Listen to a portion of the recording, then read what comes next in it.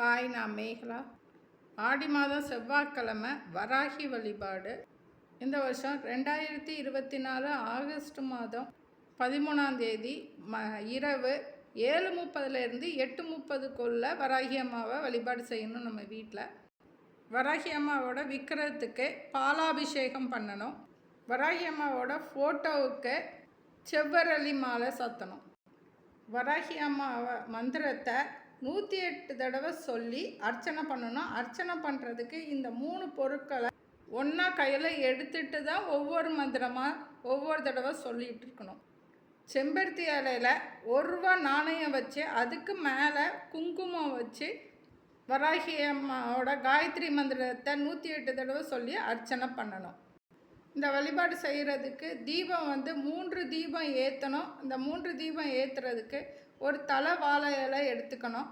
அந்த வாழை இலை மேலே 3 கிண்ணம் இல்லைன்னா 3 தட்டு வைக்கலாம். இல்லைன்னா தலை வாழை இலை 3 இடத்துல இந்த 3 பொருட்களை வச்சு தீபம் ஏற்றுற மாதிரியும் வைக்கலாம்.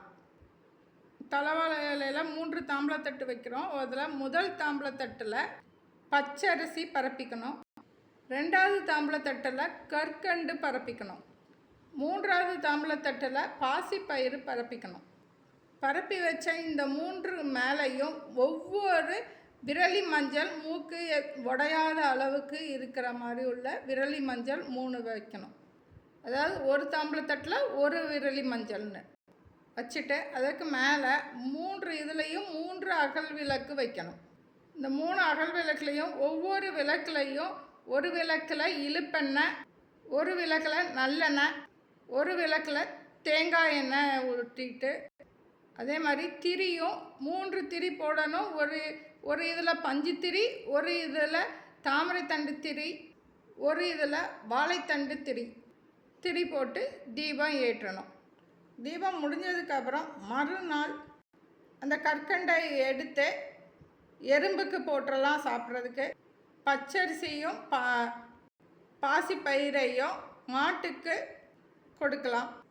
3 விரலி மஞ்சள் வச்சுருப்போம் இல்லையா, அந்த 3 விரலி மஞ்சளையும் பொடியாக்கி அந்த பொடியை பன்னீரில் கலந்து வேப்பிலை அந்த தண்ணியில் போட்டுட்டு மா இலையால் வீடு ஃபுல்லாகவே தெளிக்கணும். அன்றைக்கு வராகி அம்மாவுக்கு நெய்வேத்தியமாக சர்க்கரை வள்ளி கிழங்கு வேக வைக்காமல் பச்சையாக அந்த கிழங்கு வைக்கணும். சர்க்கரை பொங்கலும் நெய்வேத்தியமாக வச்சு வழிபாடு செய்யணும். எல்லோருக்கும் வராகி அம்மா ஆசி கிட்டட்டும். தேங்க்யூ.